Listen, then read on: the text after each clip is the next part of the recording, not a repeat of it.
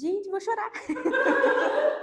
Vejo como maiores aprendizados o autoconhecimento, a gestão de tempo e o respeito pelas individualidades. A importância da liderança se assemelha ao cuidado que um florista precisa ter ao cultivar um girassol. Liderar é a capacidade de construir confiança e potencializar o melhor de cada indivíduo. Parte do entendimento de que o líder está a todo momento cultivando as sementes que estão a ele subordinadas. É ouvir, gerenciar emoções, entender que conflito vem para o crescimento, movimento e pela arte de nos manter vivos.